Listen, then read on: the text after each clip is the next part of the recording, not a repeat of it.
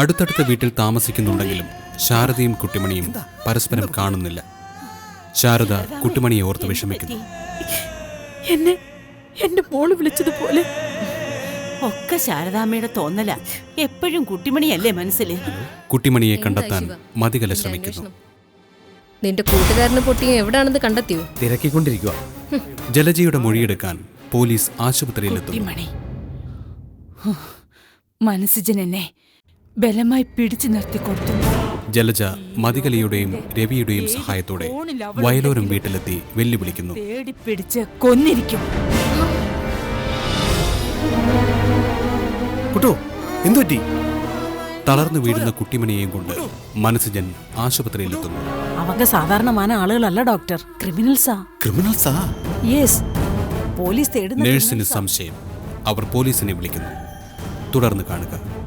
ഒരു സ്ത്രീയെ അടിച്ചു കൊല്ലാറാക്കിയിട്ട് 5 ലക്ഷം രൂപയായിട്ട് കടന്നു കളഞ്ഞവരാ. പോലീസ് തിരഞ്ഞുകൊണ്ടിരിക്കുക അവരെ. ഡോക്ടർ എത്രയും പെട്ടെന്ന് പോലീസിനെ വിളിക്കേ please. Doctor correct doctor. Check പോസ്റ്റിലെ കേരള പോലീസ് ഔട്ട് പോസ്റ്റിൽ വിളിച്ചാൽ മതി. അപ്പൊ കാര്യങ്ങൾ എളുപ്പമാവും.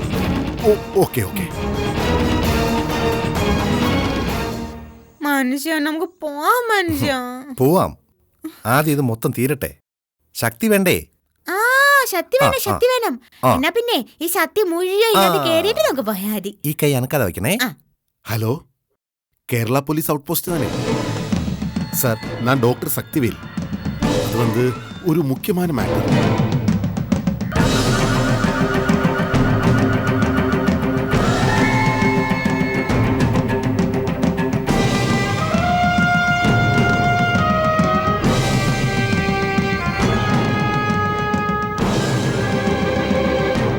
அது நான் ஏற்று சார். நீங்க சீக்கிரமா வாங்க. പോലീസ് ഇപ്പൊ വരും. പ്രതികളെ കാട്ടിക്കൊടുത്തോണ്ട് നമ്മ പടവും പത്രത്തിൽ വരുമായിരിക്കും. ഇല്ലേ സുമ? ഡോക്ടർ ശക്തിവേലങ്കെ. അങ്കേ സർ.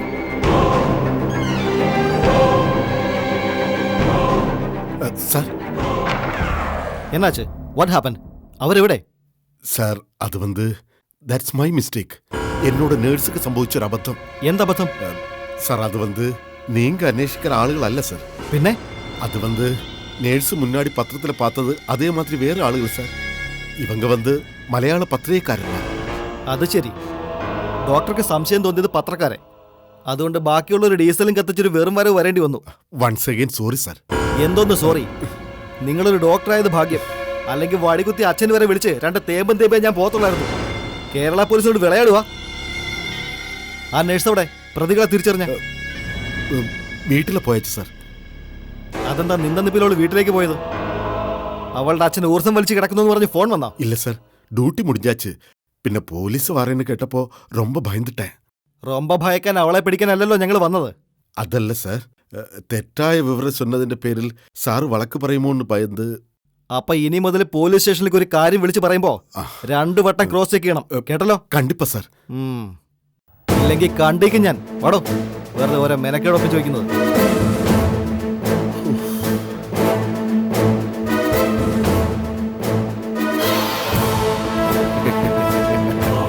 മിടുക്കൻ.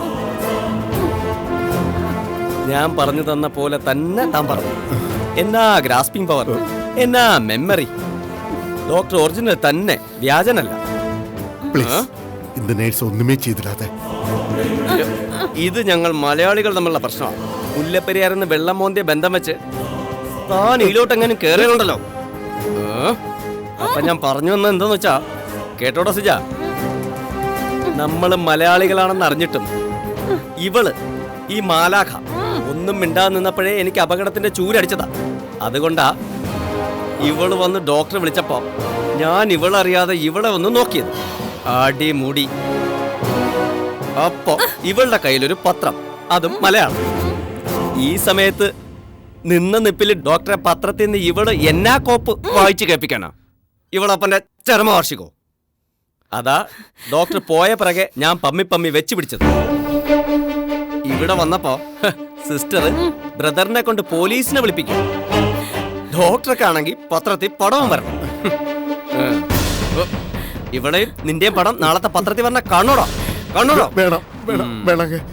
ഈ കമ്പി കൊണ്ടേ നിന്റെയൊക്കെ രണ്ടിന്റെയും കഴുത്തിന് താഴെ ഒരു പൂള് പൂളിയിട്ട് ഞാനങ്ങ് പോവും. അതിന്റെ പേരിൽ എന്റെ ജീവിതം പോയാ എനിക്കൊരു ചുക്കുമില്ല. കാരണം എനിക്കെന്റെ ജീവനേക്കാളും വലുതാ എന്റെ കൂട്ടുകാരനും അവന്റെ പെണ്ണും. കേട്ടോടി. അയ്യോ കൊല്ലല്ലേ, ഞാനൊരു മലയാളിയാ. അതുകൊണ്ട് തന്നെ നീ പണിയൊന്നും ഞങ്ങൾക്കറിയാം. ശിവ വിട്ടേക്കടാ. സിജാബ്, ശിവ വിട്ടേക്ക്. ഒന്നുമില്ലെങ്കിലും നമ്മളെ കുട്ടിമണിയെ ചികിത്സിച്ച ഡോക്ടറല്ലേ, മരുന്ന് തന്ന കൈക്ക് നമ്മളായിട്ട് കൊത്തിയെന്ന് വേണ്ട. കൊത്തണെങ്കിൽ ഞാൻ കൊത്താം. ഇവിടെ കണ്ണു മമരത്തിൽ തന്നെ ഞാൻ കൊത്താം. നമ്മളെ പോലീസുകാരെ കൊണ്ട് പിടിപ്പിച്ചാൽ നോക്കിയതല്ലേ? കണ്ട പൂച്ച നല്ല മീരിക്കനാ, നല്ല മീരിക്കൻ പൂച്ചക്കല്ലൻ. നമുക്ക് പോവാം ശിവ, ആ നേഴ്സിനെ വിട്ടേക്ക്. മാമനും മാമിയും കൂടെ വല്ല കൊച്ചു വർത്താനവും പറഞ്ഞിരിക്കുക. കുട്ടൊന്ന് മാറിയേ. ഇനി പോലീസിനെ എങ്ങാനും വിളിച്ചാൽ ഇല്ല കൂപ്പിടമാട്ടെ. വിളിക്കരുത്. ചുമ്മാ കിടക്കുന്ന പോസ്റ്റിൽ കയറി ഗോളടിക്കുന്ന രീതി ഈ മനസ്സിജനില്ല. പക്ഷേ മനസ്സിജന്റെ പോസ്റ്റിൽ കയറി ചുമ്മാ ഗോളടിച്ചാൽ ഗോളിയുടെ വീട്ടിൽ കയറി ഗോളടിക്കും. മനസ്സിലായോ ഡോക്ടർ? പുരിഞ്ചത് സാർ, പുരിഞ്ചത്. അപ്പൊ ശരി, വാശിവ. ആ അതിവിടെ വയ്ക്കാം. നടക്കാന്റെ മുജ നിന്നെ ഞാൻ കൂട്ടിടണം. പന്ന ഡോക്ടറും പന്ന സിസ്റ്ററും.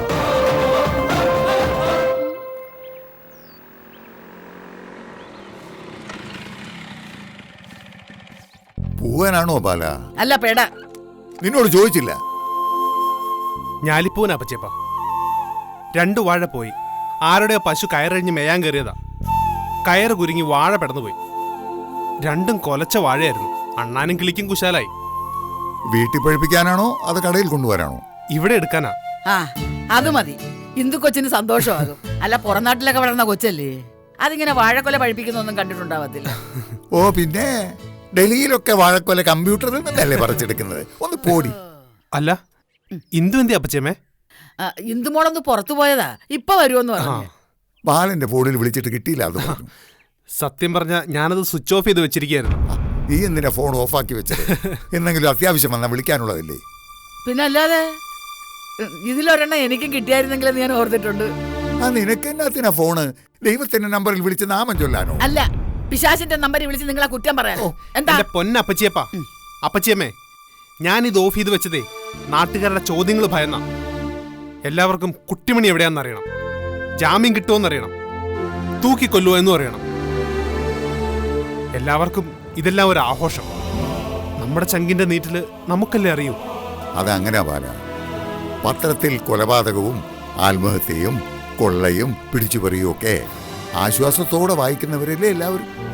ഇതൊന്നും നടന്നത് എന്റെ വീട്ടിലല്ലല്ലോ എന്ന ക്രൂരമായ സന്തോഷം. ആ ഇന്ദു കൊച്ചു വന്നല്ലോ. അയ്യോ, ചന്ദ്രേട്ടൻ വന്നിട്ട് ഒരുപാട് നേരമായോ? ഇല്ല, എത്തിയതേ ഉള്ളൂ. ഇന്ദു എവിടെ പോയിരുന്നു? ഞാൻ ജലജകുമാരി അഡ്മിറ്റ് ചെയ്തിരിക്കുന്ന ഹോസ്പിറ്റലില്. അവിടോ? അവിടെ എന്തിനാ ഇന്ദു പോയി? പറയാം ചന്ദ്രേട്ട. കുട്ടിമണിയെ രക്ഷിക്കാൻ നമ്മളും എന്തെങ്കിലും വഴി കണ്ടെത്തിയല്ലേ പറ്റൂ. ആദ്യം ഞാൻ ഇത്തിരി വെള്ളം കുടിക്കട്ടെ.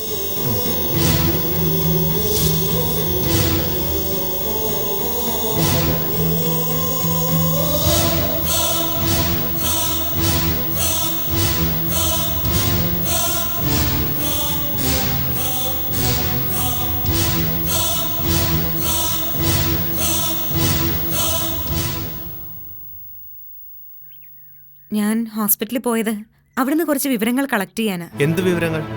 പറയാം. ഹോസ്പിറ്റലിൽ ക്രിട്ടിക്കലായി കിടന്ന ഒരു രോഗിയാണ് ഇന്നലെ സന്ധ്യയ്ക്ക് ഇവിടെ വന്ന് ഭീഷണിപ്പെടുത്തിയിട്ട് പോയത്. അത് കോടതിയെ ബോധ്യപ്പെടുത്താൻ കഴിഞ്ഞ ജലജകുമാരി കുട്ടിമണിയുടെ ആക്രമണത്തിൽ മരണാസന്നിയായി പോയി എന്നുള്ള പ്രോസിക്യൂഷന്റെ വാദത്തെ നമുക്ക് തകർക്കാൻ പറ്റും. അത് പക്ഷെ നമുക്ക് തെളിയിക്കാൻ പറ്റണ്ടേ ഇന്ദു? അതിനാണല്ലോ ചന്ദ്രേട്ട ഞാൻ ഹോസ്പിറ്റലിൽ പോയത്. ICUവിൽ ക്രിട്ടിക്കലായി കിടന്നിരുന്ന രോഗി ആംബുലൻസിൽ വന്ന് കയറുന്നതിന്റെയും തിരിച്ച് ആംബുലൻസിൽ അവിടെ ചെല്ലുന്നതിന്റെയും CCTV ഫുട്ടേജ് നമുക്ക് കിട്ടിയാൽ മതി. അത് നമുക്ക് കിട്ടുമോ? എന്നതാ പറഞ്ഞത്? പറഞ്ഞാൽ നിനക്ക് മനസ്സിലാവില്ല. ചുമ്മാ നിന്ന് കേട്ടാ മതി. നമുക്ക് ഗുണമുള്ള കാര്യമാ പറയുന്നത്. നമുക്കത് കിട്ടും അപ്പച്ചിയപ്പ. അതിനുള്ള വഴി ഞാൻ കണ്ടെത്തിയിട്ടുണ്ട്. സത്യം ജയിക്കാനാണെങ്കിലും ചില കാര്യങ്ങൾ ഔട്ട് ഓഫ് ദ വേയിലൂടെ ചെയ്യണം. ഇവിടെ പക്ഷേ അതിന്റെ ആവശ്യം വന്നില്ല. പിന്നെ അവിടെയാണ് ബാലേട്ട ദൈവത്തിന്റെ അദൃശ്യമായ ഇടപെടൽ. എന്റെ കൂടെ പഠിച്ച ഒരു ഷേർലി മേരിയുണ്ട്. അവള് ആ ഹോസ്പിറ്റലിലെ ലീഗൽ അഡ്വൈസർമാരിൽ ഒരാളാണ്. അവിചാരിതമായി ഞാൻ അവളെ കണ്ടു. ഞാൻ കാര്യവും പറഞ്ഞു. അവള് സഹായിക്കാൻ നേറ്റിട്ടുണ്ട്. എന്റെ പരുത്തിക്കാവിലമ്മേ, നീ തന്നെ തുണ. അപ്പോ ആംബുലൻസ് അവിടുന്ന് പോകുന്നതിന്റെയും തിരിച്ചു ചെന്നതിന്റെയും ഒക്കെ വീഡിയോ നമുക്ക് കിട്ടുമല്ലേ? കിട്ടും. പക്ഷേ ഒരു കടമ്പ കൂടി ബാക്കിയുണ്ട്. അതെന്താ? ആ ആംബുലൻസ് ഡ്രൈവറെ നമ്മുടെ കയ്യിലെടുക്കണം. വണ്ടി ഇവിടേക്ക് തന്നെയാണ് വന്നതെന്ന് അയാൾ പറയണം. ജലജകുമാരി ഇവിടെ നടത്തിയ ഭീഷണിപ്പെടുത്തൽ അയാളും കേട്ടതാണല്ലോ. അത് നടക്കും എന്തു? നോക്കാം ചന്ദ്രേട്ട, കുറച്ച് കാശ് കൊടുത്തു നോക്കാം. എന്തായാലും കുട്ടിമണിയെ ഞാൻ രക്ഷിക്കും. അതെന്റെ വാശിയാ. ഞാൻ ഈ വേഷമൊക്കെ ഒന്ന് മാറട്ടെ ചന്ദ്രേട്ട.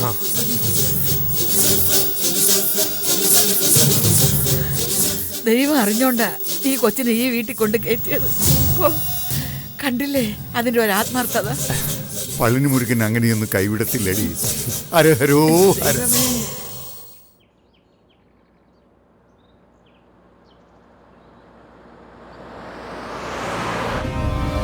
നമ്മളിത് എങ്ങോട്ടേക്കാ? നീ ആദ്യം ഞാൻ പറയുന്ന റൂട്ടിലേക്ക് വണ്ടി വിടടാ. എവിടേക്കാണെന്ന് ചെല്ലും പറഞ്ഞാ പോരെ. അടിവാരം ചെക്ക് പോസ്റ്റിലേക്ക് തിരിയുന്ന റോഡില്ലേ, അവിടെ വണ്ടി നിർത്തിയാ മതി.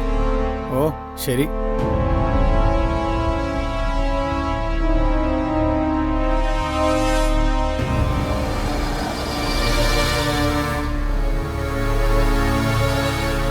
അല്ല മതി, ആരെ കാണാനാ നമ്മളിവിടെ വന്നിരിക്കുന്നേ?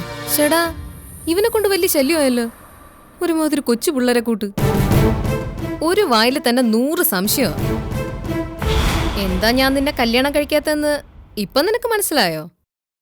നിനക്ക് പക്വതയില്ല. ഇപ്പൊ പിന്നെ കെട്ടിയ ആൾക്ക് ഓരോ മുടിനാരിലും പക്വതയാണല്ലോ. ദേ മതി, എന്നെ കൊണ്ട് കൂടുതലൊന്നും പറയിക്കല്ലേ.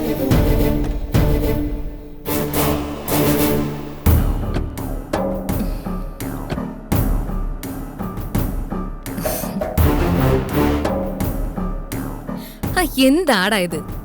നീ ഇങ്ങനെ ഇമോഷണൽ ആവാതെ. നീ മിടുക്കനല്ലേ?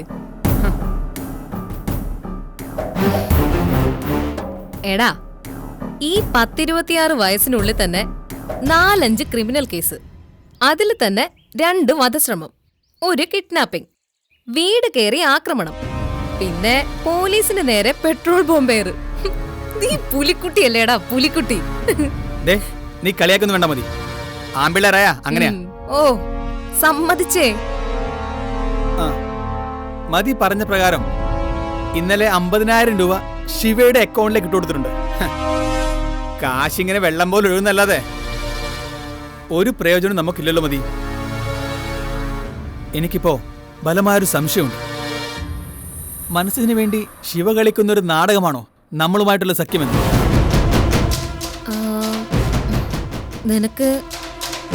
നിനക്കെന്താ അങ്ങനെ ഇപ്പൊ തോന്നാൻ? അല്ല, മതി തന്നെ ഒന്ന് ചിന്തിച്ചു നോക്കിയേ. മനസ്സിനെ ഈ ഭൂമിയിലുള്ള ഏറ്റവും വലിയ കൂട്ടുകാരനാണ് ശിവ. മനസ്സിന് ഇതുപോലൊരു പ്രശ്നത്തിൽപ്പെട്ട് കിടക്കുമ്പോ ആദ്യം വിളിക്കുക ഉറപ്പായും ശിവയെ തന്നെയാകും. താൻ എവിടെയാണുള്ളതെന്ന് മനസ്സിന് ഉറപ്പായും വിശ്വസിച്ച് പറയുന്നതും ശിവയോട് തന്നെ ആയിരിക്കും. ശരിയല്ലേ? അത് ശരിയാണ്. ഇനി മതി, ഞാൻ പറയുന്ന പോസിബിലിറ്റീസ് ഒന്ന് ചിന്തിച്ചു നോക്കിയേ. നീ കാര്യം പറയടാ. മനസ്സിന്റെ നിർദ്ദേശപ്രകാരമാണ് ശിവ നമ്മളെ വന്ന് കണ്ടതെങ്കിലോ? മനസ്സിന്റെ നിർദ്ദേശപ്രകാരം എന്തിന്? ഇത്രയും അതിബുദ്ധിമതിയെ മതിക്ക് അതിന്റെ റീസൺ മനസ്സിലാവുന്നില്ലേ? നീ കളിക്കാത്ത കാര്യം പറയടാ. നിന്റെ മനസ്സിൽ എന്താ തോന്നുന്നതെന്ന്. നമ്മളെ വിഡ്ഢികളാക്കുക. നമ്മളെ വിഡ്ഢികളാക്കിയിട്ട് എന്ത് നേട്ടമുള്ളത്? അതിബുദ്ധിമതിയെ മതികളാ. ദേ ഇങ്ങനെ മണ്ടിയെപ്പോൾ സംസാരിക്കല്ലേ. നമ്മളെ വിഡ്ഢികളാക്കിയ അവർക്ക് നേട്ടങ്ങളല്ലേ ഉള്ളൂ. 1, നമ്മുടെ നീക്കങ്ങൾ കൃത്യമായി ശിവയിലൂടെ മനസ്സിനറിയാൻ പറ്റും. അതനുസരിച്ച് അവന് ഒളിയിടങ്ങൾ മാറാനും പറ്റും. 2, ശിവയെ പരിചയപ്പെട്ടതിന് ശേഷം മതി ഇതുവരെ അവന് കൊടുത്തത് 1,20,000 രൂപ. എന്റെ ബലമായ സംശയം ആ പണം ഒഴുകിപ്പോയത് മനസ്സിന്റെ പോക്കറ്റിലേക്ക് തന്നെ ആയിരിക്കും. അതായത് മതിയുടെ അമ്മയെ ആക്രമിച്ച് മരണക്കിടക്കിലാക്കിയവർ മതിയുടെ കാശ് കൊണ്ട് സുഭിക്ഷമായി ഭക്ഷണം കഴിച്ച് സുഖമായി ഒളിവിൽ കഴിയുന്നു. നിർത്ത് നീ. അല്ല മതി, നിർത്താൻ. എന്നോട് ചൂടായിട്ട് ഒരു കാര്യമില്ല മതി. ഞാൻ പറഞ്ഞ വഴിയിലൂടെ മതിയുടെ മനസ്സൊന്ന് സഞ്ചരിച്ചു നോക്കിയേ. നീ പറഞ്ഞതിൽ കാര്യമില്ലാതില്ല, പക്ഷെ അങ്ങനെ വരൂ.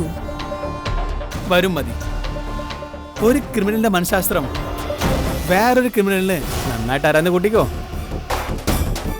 പണത്തിന് വേണ്ടി അവൻ എന്തും ചെയ്യുന്നവനാണെങ്കിൽ അവൻ ഇപ്പൊ കളിക്കുന്നത് ഒരു ഡബിൾ ഏജന്റിന്റെ കളിയാ.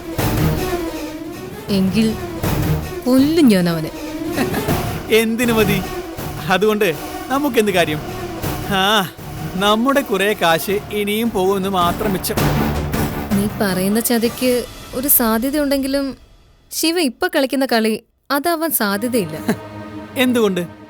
മനസ്സജന്റെ പെങ്ങളെ കൊന്നത് അവനാണെന്നല്ലേ പറഞ്ഞത് നമ്മളോട്. നമ്മുടെ വിശ്വാസം പിടിച്ചു പറ്റാൻ വേണ്ടി അവൻ തന്നെ പടച്ചുണ്ടാക്കിയ ഒരു കഥയാണെങ്കിലോ അത്. അങ്ങനെ വരൂ. അങ്ങനെയും വരാലോ. മനസ്സജന്റെ പെങ്ങളെ കൊന്നു എന്നതാണല്ലോ ശിവയിൽ മതി ഇപ്പോ കാണുന്ന ഏറ്റവും വലിയ ക്വാളിഫിക്കേഷൻ.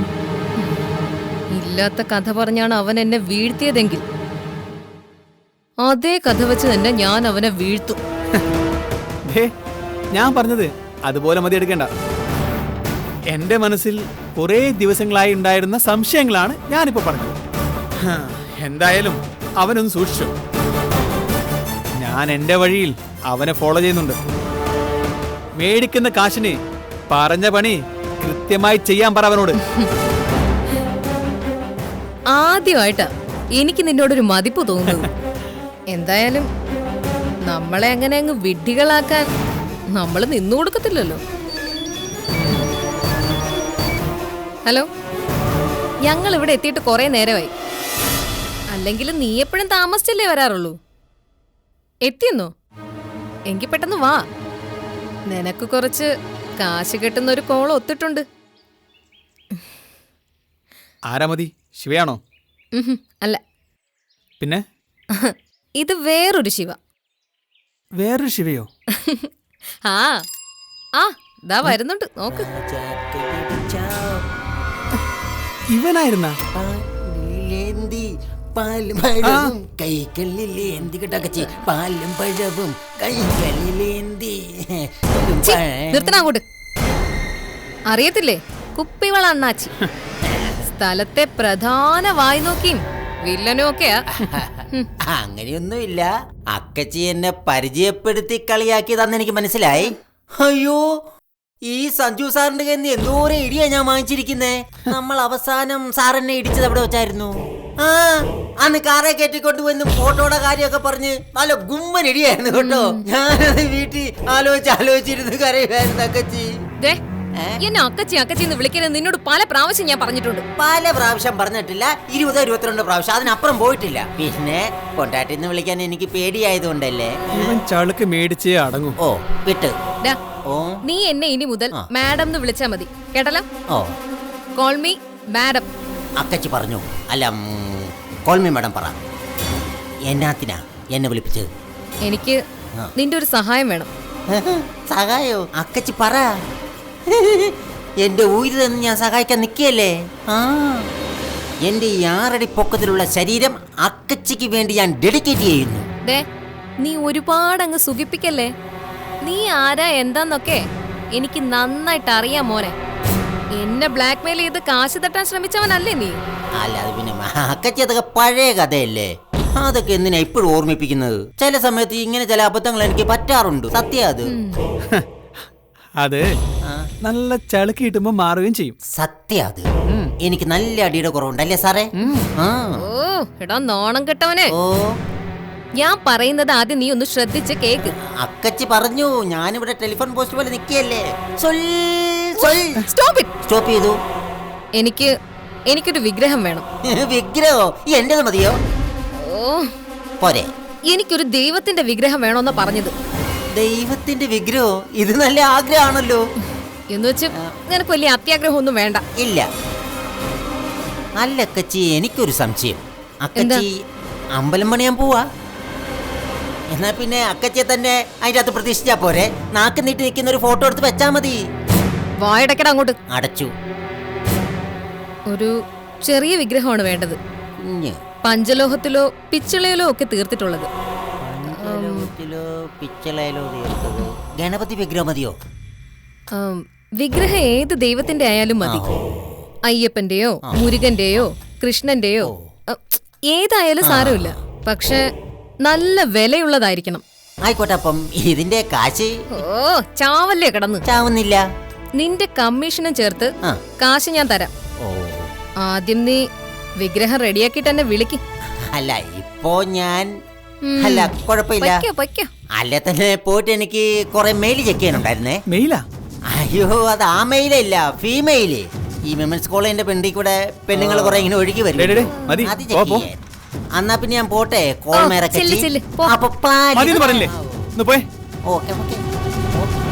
ഓക്കെ. നിങ്ങൾക്ക് താല്പര്യമില്ലേ? പാടുന്നില്ല. വല്ലാത്ത ഒരു ജന്മം തന്നെ, ഒരു നാണമില്ല. അല്ല മതി, മതിക്കെന്തിനാ വിഗ്രഹം? വിഗ്രഹം വെച്ച് മതികല വയലോരം വീട്ടിലൊരു ആവാഹനം നടത്താൻ പോവുവാടാ. അത് കഴിഞ്ഞൊരു ഉച്ചാടനം നീ കണ്ടോ?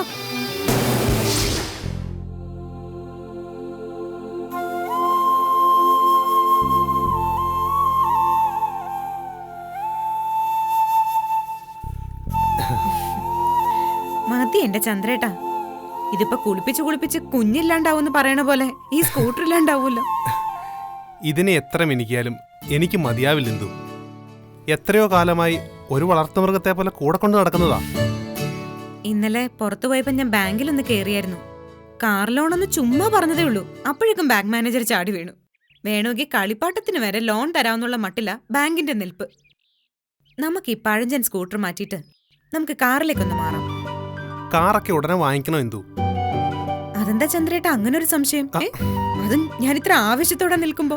അതല്ലെന്തു, ആശിച്ച് മോഹിച്ച് ആദ്യമായി സ്വന്തമാക്കി വണ്ടിയത്. കുറച്ച് മുന്തി ഒരെണ്ണം പുതുതായി കിട്ടുമെന്ന് വെച്ച് ഇതിനെ ഉപേക്ഷിക്കണം എന്ന് ഓർക്കുമ്പോ ചങ്കിനകത്തൊരു കൊളുത്തിവലിയ. കൊളുത്തി വലിക്കും, എനിക്കറിയാം. പുതിയത് എന്ത് തന്നെ ജീവിതത്തിലേക്ക് വന്നാലും പഴയതിനെ ഓർത്ത് ചന്ദ്രേട്ടന്റെ മനസ്സ് കൊളുത്തി വലിക്കുന്നുണ്ടെന്ന് എനിക്കറിയാം.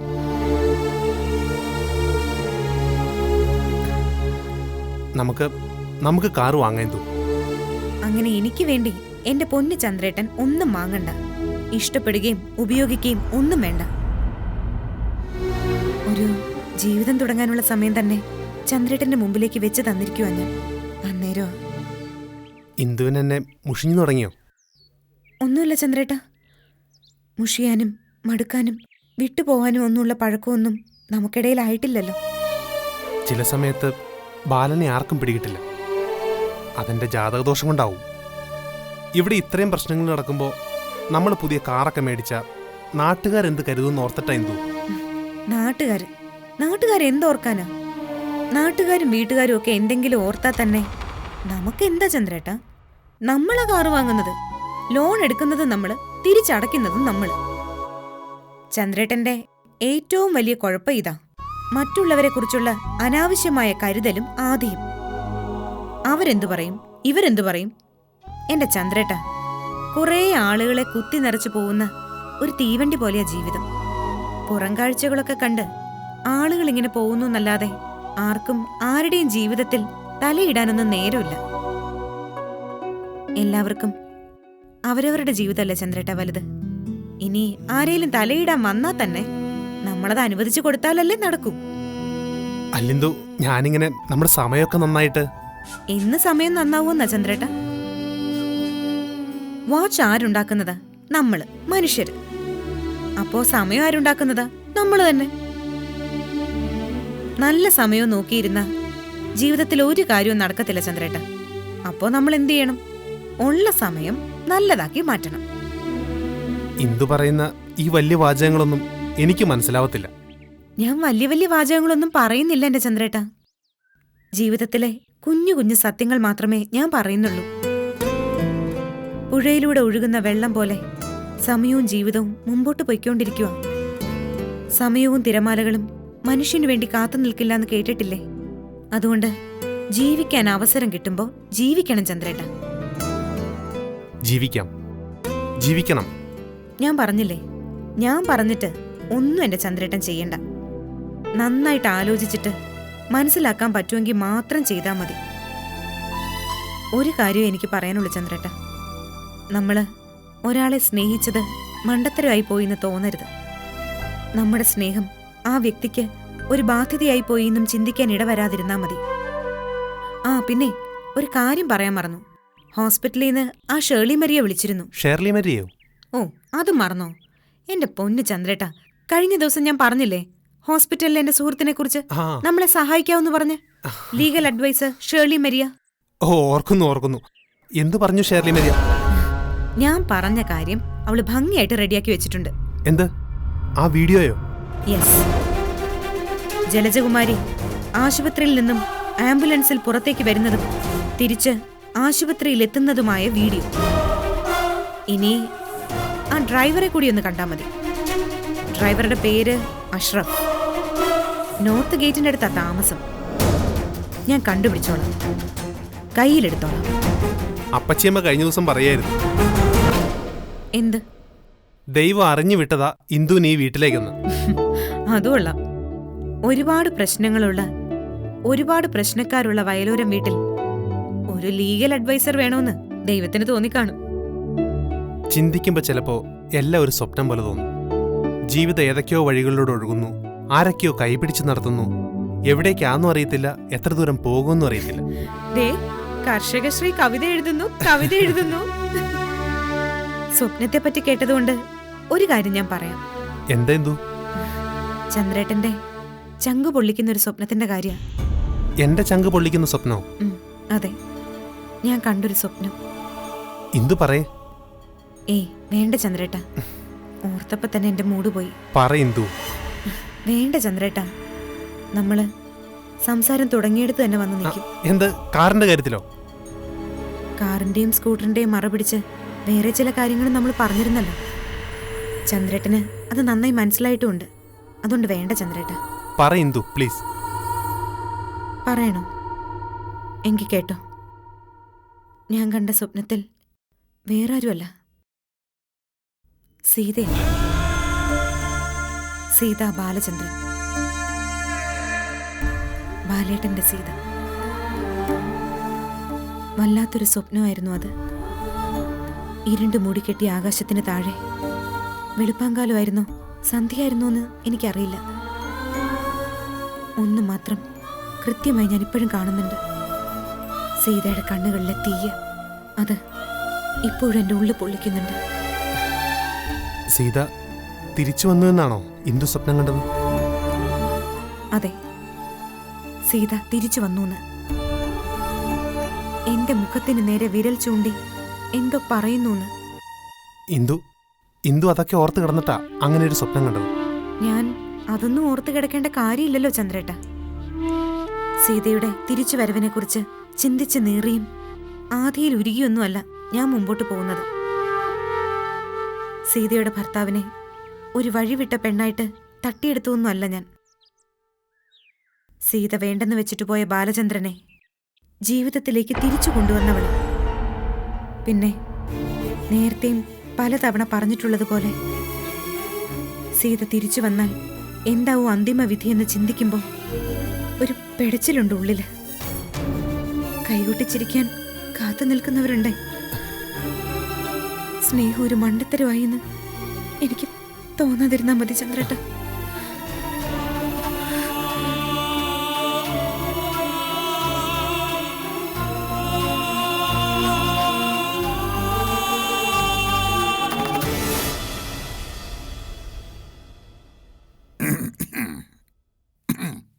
അല്ലേ, എന്നതാ ഇത്?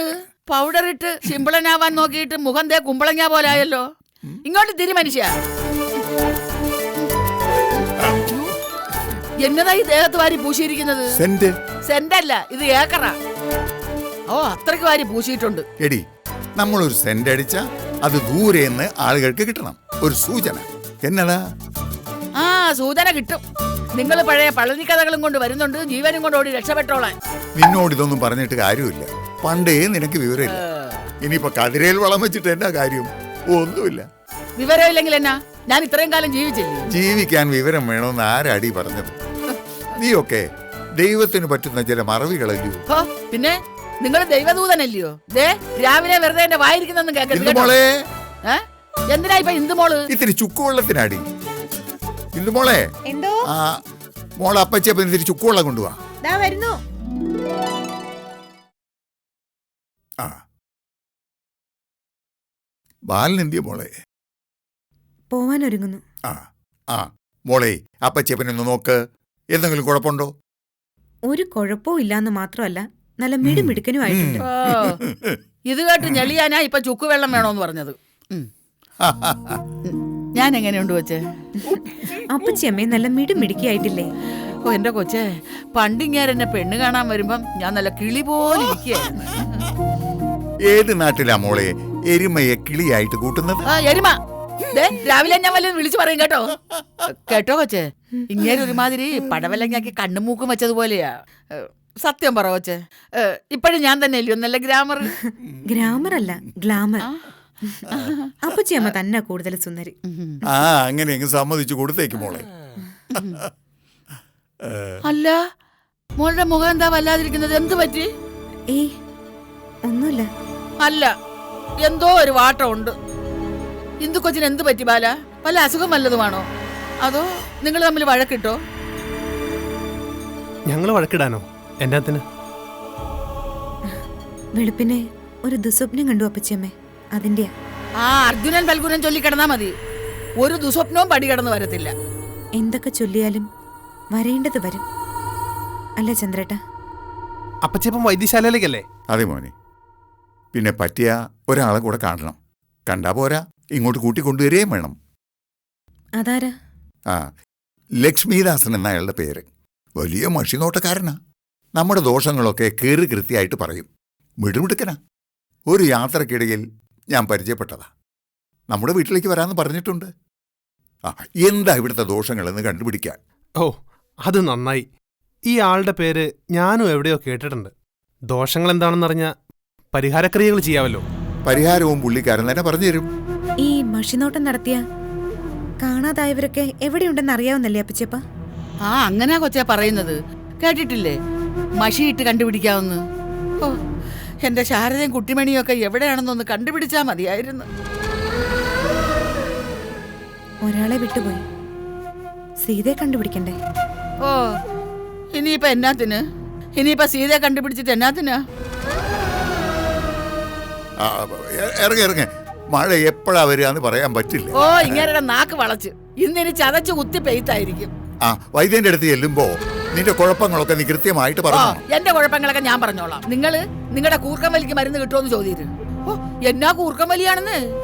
ഇന്നലെ രാത്രി ഞാൻ കരുതിയത് വീട്ടിന്റെ തൊട്ടു മോളിൽ കൂടെ വിമാനം പോണെന്നാ. ഇറങ്ങ പോവാം വാ.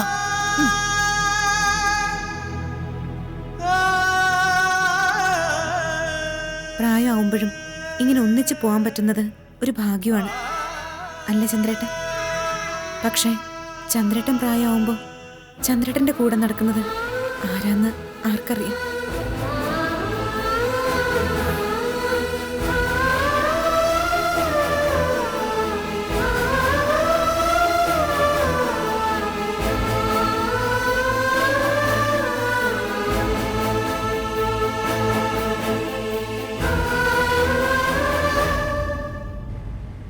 ആ സഞ്ജു, വിഗ്രഹം അണ്ണാച്ചി ശരിയാക്കി തരാന്ന് പറഞ്ഞിട്ടുണ്ട്. വിഗ്രഹം എന്തിനാണെന്നോ എനിക്ക് വെച്ച് പൂജിക്കാൻ. എടാ വലിയ ചോദ്യം ചെയ്യലൊന്നും ഇങ്ങോട്ട് വേണ്ട. ഞാൻ പറയും, അതങ്ങ് ചെയ്താ മതി. സഞ്ജു നീ ഒന്ന് ഫോൺ വെച്ചേ, ഞാൻ നിന്നെ വിളിക്കാം. നിർത്തിക്കേ അങ്ങോട്ട്. ഇങ്ങോട്ടൊന്നും പറയണ്ട, ഞാൻ പറയുന്നത് അങ്ങോട്ട് കേട്ടാ മതി, അത്രേ ഉള്ളൂ. ഓ ഞാൻ പറഞ്ഞോളാം. മെമ്പറെ അല്ല ആരിത്? കലമതി മോളോ? മതികല. ഇപ്പൊ അങ്ങനെ വിളിച്ചാ മതി. മോര് തരുമോന്ന് ഇടത്തുനിന്ന് ചോദിച്ചാലും വലത്തുനിന്ന് ചോദിച്ചാലും മോര് കിട്ടിയാ പോരെ. അല്ല അമ്മ കുട്ടിമണിയുടെ റിപ്പർ ആക്രമണത്തിൽ പരിക്കേറ്റ് ആശുപത്രിയിലാണെന്ന് കേട്ടു. എന്നിട്ട് മെമ്പറെ അങ്ങോട്ട് കണ്ടില്ലല്ലോ. അല്ല അതെ ഞാൻ കുറച്ച് തിരക്കിലായി ഓ, പോയി. എന്റെ അമ്മ കാശ് തന്നെ വിളിച്ചപ്പോഴൊക്കെ എല്ലാ തിരക്കും വിട്ട് മെമ്പർ ഓടി വന്നിട്ടുണ്ടല്ലോ. അല്ല അത് പിന്നെ ഒരു എന്താടോ എന്റെ അമ്മ ആക്രമിക്കപ്പെട്ടതിനെതിരെ പ്രസംഗിക്കാൻ തനിക്ക് ആശുപത്രി കിടന്ന് കാശ് തരണോ? എടോന്നോ താനെന്നോ? പിന്നെ തന്നെ ഞാൻ സാറേന്ന് വിളിക്കണോ? കൊള്ള മെമ്പറെ. കുട്ടിമണി ആരാണ്ടെ രക്ഷിച്ചു എന്നറിഞ്ഞപ്പോ താൻ ട്രോഫി മേടിച്ചോണ്ട് ഓടിപ്പാഞ്ഞ് വയലൊരു വീട്ടിലോട്ട് വന്നല്ലോ. എന്റെ അമ്മയ്ക്ക് വയ്യാന്നറിഞ്ഞപ്പോ തനിക്ക് തിരക്കാണ് അല്ലടോ?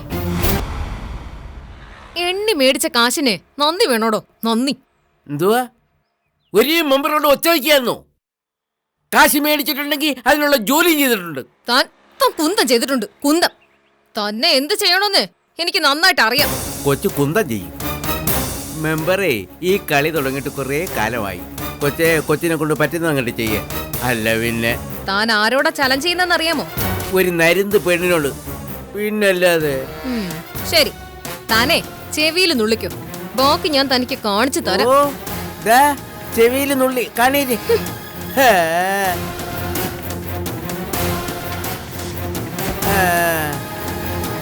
വിട്ടോ ഞാനേ അങ്ങ് പേടിച്ചു പോയി. പോടി അവിടുന്ന്. ആ ഷേളി, ഇന്ന് രാവിലെയും കൂടി ഞാൻ ചന്ദ്രേട്ടനോട് നിന്റെ കാര്യം പറഞ്ഞേ ഉള്ളൂ. ചന്ദ്രേട്ടൻ പോയോ? ആ, ചന്ദ്രേട്ടൻ പോയി. ഞാൻ ഒറ്റയ്ക്കേ ഉള്ളൂ ഇവിടെ. ഇനിയെന്ന് ഡൽഹിയിലേക്ക്? ഇല്ല ഷേളി, ഇനി ഞാൻ ഡൽഹിയിലേക്കില്ല.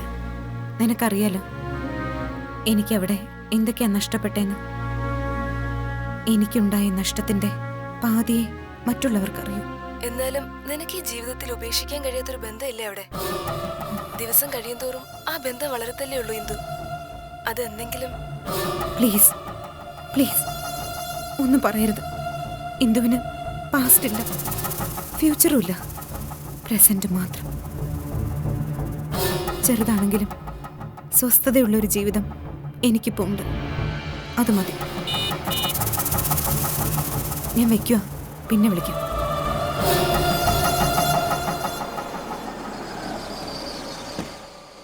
ആ, ഞാൻ ഭാർഗവി നിലയത്തിലെത്തി. വൈകിട്ട് ഹോസ്പിറ്റലിൽ വന്ന് അവിടെ കാണാം. ശരി.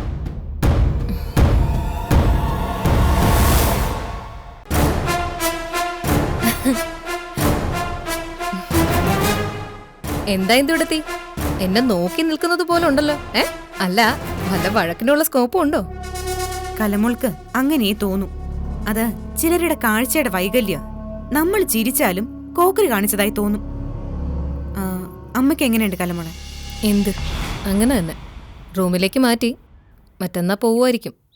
ഫിസിയോതെറാപ്പിയൊക്കെ വീട്ടിൽ ചെയ്താൽ മതിയാവും. ഓ, എന്തായാലും വീട് കയറി ഭീഷണിപ്പെടുത്താനുള്ള ആരോഗ്യം ഉണ്ടല്ലോ, അതൊരു സമാധാനം. ഇന്ത്യയിടത്ത് കളിയാക്കണ്ട. ഒരു മഹാറാണിയെ പോലെ പറന്ന് നടന്ന് ഭരിച്ച ആൾ ഒരിടത്ത്, അതും കസേരയുടെ ഇത്തിരി വട്ടത്ത് ഒതുങ്ങാന്ന് വെച്ചാ, ഒതുക്കപ്പെടാന്ന് വെച്ചാ ഭീഷണിപ്പെടുത്തുന്നതിൽ അതിശയമുണ്ട്. പിന്നെ ഇന്ദുവെടുത്തി എന്തിനാ ഇതിലൊക്കെ ഇടപെടുന്നത്? ഈ ഭീഷണിയുടെ പരിധിയിൽ ഇന്ദുവെടുത്തി വരുന്നില്ലല്ലോ. പക്ഷേ എന്റെ ഭർത്താവ് വരുന്നില്ലേ?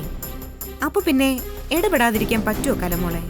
ഞാൻ ഇന്ദുവെടുത്തിയുടെ തർക്കത്തിനും വഴക്കിനും ഒന്നുമില്ല. നമ്മള് വന്നു കയറിയ പെണ്ണുങ്ങളാണ്. ഒരർത്ഥത്തിൽ പറഞ്ഞ ഒന്നിച്ച് നിൽക്കേണ്ടവർ. ഈ നശിച്ച വീട്ടിൽ വന്ന് കയറിയതുകൊണ്ടാ നമുക്കും പരസ്പരം ശത്രുക്കളെ പോലെ പെരുമാറേണ്ടി വരുന്നത്. ആ, അതൊക്കെ പോട്ടെ. ഇന്ദുവെടുത്തിയുടെ അടുക്കളയിൽ നിന്ന് എനിക്കൊരു കാപ്പി കിട്ടുമോ? ഓ, കലമോളുടെ സെർവന്റ് വന്നിട്ടില്ലല്ലോ അല്ലേ?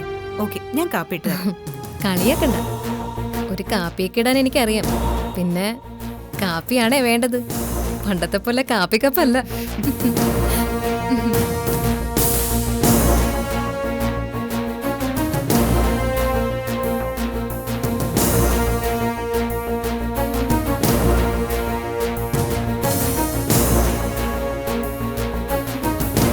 എന്നതാ മോളിയാൻറ്റി? അനുശോചനോ? എന്നാത്തിന്? അതിനെന്റെ അമ്മ ചത്തുപോയിട്ടൊന്നുമില്ലല്ലോ. വേണ്ട, നിങ്ങൾക്ക് എല്ലാവർക്കും കൂടി ക്ലബില് കറുത്ത സാരിയും ചുറ്റി വന്ന് ഫാഷൻ പരേഡ് നടത്താനല്ലേ? പിന്നെ മാണിക്യമംഗലത്തെ ജലജകുമാരി അരയ്ക്ക് താഴോട്ട് തളർന്നു പോയത് ആഘോഷിക്കാനും. അതെന്തായാലും വേണ്ട. ആഘോഷം എന്റെ അമ്മയുടെ വീഴ്ചയുടെ പേരിൽ വേണ്ട. നിങ്ങളെ അന്താരാഷ്ട്ര അഭയാർത്ഥി പ്രശ്നത്തിന്റെ പേരിൽ അനുശോചന പ്രമേയം പാസാക്ക്. അല്ല പിന്നെ ശവന്തീനികള്. ഓ, ഹിന്ദുവേടത്തി കാപ്പിട്ട് തന്നോ? ശുഭലക്ഷണം ആണല്ലോ.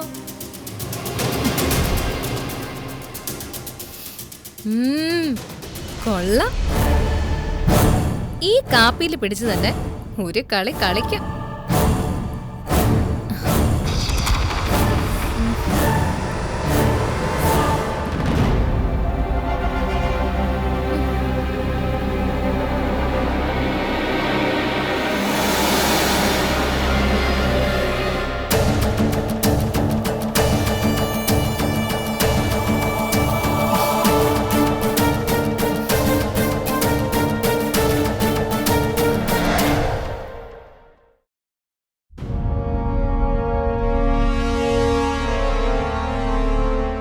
എന്താ എന്തുകൊടുത്തി? കണ്ടുകൊണ്ട് കിണറിന്റെ ആഴോളക്കുവാണോ അതോ ചാടാൻ നോക്കുവാണോ? അരിശം മുത്തും ആവേശം കയറി കിണറ്റി ചാടുന്ന സ്വഭാവം എനിക്കില്ല കലമോളെ. അല്ല, എന്തി ഇവിടെയുള്ള മറ്റുള്ള ആൾക്കാരൊക്കെ? അപ്പച്ചിയമ്മയും അപ്പച്ചിയപ്പനുമാണ്. വൈദ്യശാല വരെ പോയി. ഓ, ആ പിന്നെ പ്രേതമുള്ള കിണറ കേട്ടോ. പട്ടപ്പകലാണെങ്കിലും ഒറ്റയ്ക്ക് ഇവിടെ ഒന്നും നിക്കണ്ട. ഒരു രാത്രിയിൽ ഞാൻ കണ്ടതാ ചത്തുപോയ അച്യുതക്കുറുപ്പ് ഈ കിണറിന്റെ മതിലിരിക്കുന്നത്. എനിക്ക് പ്രേതത്തെ ഒന്നും പേടിയില്ല കലമോളെ. അതെന്താ? പേടിപ്പിച്ച പ്രോസിക്യൂട്ട് ചെയ്യുമെന്ന് പ്രേതത്തോട് പറയൂ. കലമോള് ഇന്ന് നല്ല മൂഡിലാണെന്ന് തോന്നുന്നല്ലോ. പതിവ് മുള്ളും മുനയൊന്നും ഇല്ലല്ലോ വാക്കുകളില്. ഞാൻ അങ്ങനെ വലിയ പ്രശ്നക്കാരിയൊന്നും അല്ല ഇന്ദുവെടത്തി. അല്ലെങ്കിൽ തന്നെ ഇന്ദുവെടത്തിയോട് എനിക്കെന്തിനാ പ്രശ്നം? ഈ കല്യാണത്തിൽ നിന്ന് പിന്മാറണമെന്ന് പറഞ്ഞ് ഞാനും രവിയേട്ടനും വീട്ടിൽ വന്നതിന്റെ ദേഷ്യമല്ലേ ഇന്ദുവെടത്തിക്ക് ഞങ്ങളോടിപ്പോഴും. ഒരിക്കലും ഞങ്ങൾ പറഞ്ഞത് എത്രമാത്രം നല്ല കാര്യമായിരുന്നു എന്ന് ഇന്ദുവേടത്തിക്ക് മനസ്സിലാവും. ഈ വീട്ടിൽ വന്നു കയറിയതിനെ കുറിച്ച് ഓർത്ത് ഇന്ദുവേടത്തി സ്വയം ശപിക്കും. കലമോള് എന്നെ ശപിച്ചതാണ്? ഏയ് അല്ലല്ല, ഞാനിപ്പോ സ്വയം ശപിച്ചുകൊണ്ടിരിക്കുന്നതും ഇതേ കാര്യം ഓർത്താ. അത് പറഞ്ഞതേ ഉള്ളൂ.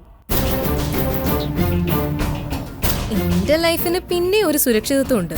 പക്ഷേ ഇന്ദുവേടത്തിയുടെ കാര്യം ഓർക്കുമ്പോഴാ. എന്റെ ജീവിതത്തിന് എന്താ കുഴപ്പം?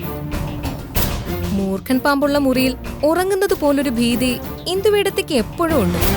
ഊണിലും ഉറക്കത്തിലും ഉണ്ട്. അതെനിക്കറിയാം. കലമോള് വെറുതെ കഥ മെനയാൻ നിക്കണ്ട. ഞാൻ കഥ മെനഞ്ഞതൊന്നുമല്ല. ഇന്ദുവേടത്തിക്ക് എന്റെ കണ്ണിൽ നോക്കി അത് നിഷേധിക്കാൻ പറ്റുമോ? അത്തരം ഒരു ഭയം ഇന്ദുവേടത്തിയുടെ നെഞ്ചിനുള്ളിൽ ഇല്ലെന്ന്. എന്ത് ഭയം? സീതയിടത്തി തിരിച്ചു വരുമോന്നുള്ള ഭയം. കണ്ടോ, ഞാൻ പറഞ്ഞപ്പോ തന്നെ ഇന്ദുവേടത്തി ഞെട്ടിയില്ലേ? ഞാൻ എന്തിനു ഞെട്ടണം? ഇനി സീത തിരിച്ചു വന്നാൽ തന്നെ എന്താ? ഞാനല്ലേ ചന്ദ്രേട്ടന്റെ ഭാര്യ? അത് പാവം ഇന്ദുവേടത്തിയുടെ ഒരു വിശ്വാസം. സീതയിടത്തി തിരിച്ചു വന്ന ചന്ദ്രേട്ടൻ ആ നിമിഷം ബാലേട്ടനാവും. ചന്ദ്രേട്ടനും ഇന്ദുവേടത്തിയും ആവിയായി പോകും. കല വെറുതെ ആവശ്യമില്ലാത്തൊന്നും പറയണ്ട. ഞാൻ വെറുതെ പറയുന്നതൊന്നും അല്ല ഇന്ദുവേടത്തി. വയലൂരും വീട്ടുകാരെ എനിക്കറിയാവുന്നതുപോലെ ഇന്ദുവേടത്തിക്ക് അറിയില്ല. നന്ദിയില്ലാത്തവരാ. ഒരു ഡിമാൻഡും വെക്കാതെ എന്നെ എന്റെ വീട്ടുകാര് രവിയേട്ടന് കെട്ടിച്ചു കൊടുത്തത്. എന്തെല്ലാം സഹായങ്ങൾ ചെയ്തു. എന്നിട്ടോ ഇവിടെ ഉള്ളവര് എന്നെ ഒരു ശത്രുവായിട്ടല്ലേ കാണുന്നത്? അത് കലമോള് അവരോട് അങ്ങനെ പെരുമാറുന്നതുകൊണ്ടല്ലേ? എന്റെ ഇന്ദുവേടത്തി കുറച്ചു കാലം അവര് പൊന്നെ തേനേന്നൊക്കെ വിളിക്കും, പിന്നെ താഴെയിടും. ഇതവരുടെ സ്ഥിരം പതിവാ. സീതയിടത്തി ഉണ്ടായിരുന്നപ്പോ എന്നതായിരുന്നു സീതയിടത്തി ദേവത, സീതയിടത്തി ദൈവം. ഈ വീടിന് വേണ്ടി മാടിനെ പോലെ പണിയെടുത്തവരാ അവര്. ഇപ്പൊ അവരെ ആരെങ്കിലും ഓർക്കുന്നെങ്കിലും ഉണ്ടോ? നാളെ അവര് തിരിച്ചു വന്ന ഇന്ദുവേടത്തിയെ വിട്ടിട്ട് എല്ലാവരും കൂടെ അവരുടെ പുറകെ പോകും. അല്ലെങ്കിൽ തന്നെ ഇന്ദുവേടത്തിയോട് എന്തെങ്കിലും താല്പര്യം ഉണ്ടായിരുന്നെങ്കിൽ ഇന്ദുവേടത്തി ഇവിടെ വരുന്നതിന്റെ തലേന്ന് ഇവിടുത്തെ അമ്മ വീട് വിട്ടു പോവുമായിരുന്നു. കാര്യങ്ങള് രണ്ടു വരിയിലും നമുക്ക് ചുരുക്കി പറയാൻ പറ്റും ഇന്ദുവേടത്തി. ബാലേട്ടന് പണക്കാരിയായ ഒരു ഭാര്യ വേണം. അത് എന്നോടും രവിയേട്ടനോടും മത്സരിക്കാൻ. പിന്നെ വയലൂരം വീട്ടുകാർക്ക് ഒരു വക്കീലും വേണം. അതാ സത്യം. ഞാൻ ഈ പറയുന്ന കാര്യങ്ങളൊന്നും ഇന്ദുവേടത്തി മുഖവിലക്ക് എടുക്കണ്ട. വെറുതെ ഇരിക്കുമ്പോ ഇതെല്ലാം പല തവണ ഒന്ന് ചിന്തിച്ചു നോക്കണം. അപ്പൊ ഇന്ദു എടുത്തേക്ക് മനസ്സിലാവും ഞാൻ പറഞ്ഞതൊക്കെയാണ് സത്യമെന്ന്.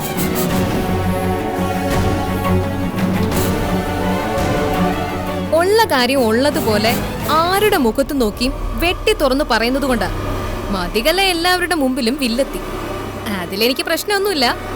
ഞാൻ പറയുന്ന കാര്യങ്ങൾ സത്യമാണെന്ന് എനിക്കറിയാം. ഉപയോഗിക്കുന്ന ഭാഷയ്ക്ക് ഇത്തിരി മൂർച്ച കൂടുതലാണെന്ന് മാത്രം. കലേ മതി, നമുക്ക് ഈ ടോപ്പിക്ക് വിടാം. മതി, ഞാനത് വിടുവാ. പറയാനുള്ളത് ഞാൻ ഇന്ദു എടുത്തിയോട് പറഞ്ഞു എന്ന് മാത്രം. ദേ, ഒരു കാര്യം ഇന്ദു എടുത്തി മനസ്സിലുറപ്പിച്ചു. ഈ കഥയിലെ കറിവേപ്പിലയാ ഇന്ദു എടുത്തി. എന്ന് സീതയെടുത്തി തിരിച്ചു വരുന്നോ അന്ന് ബാലേട്ടന്റെ മനസ്സിൽ നിന്നും ജീവിതത്തിൽ നിന്നും ഇന്ദുവെടുത്തി പൂർണ്ണമായും പുറത്താവും. അയ്യോ, പറയാൻ മറന്നുട്ടോ. നല്ല കാപ്പിയായിരുന്നു.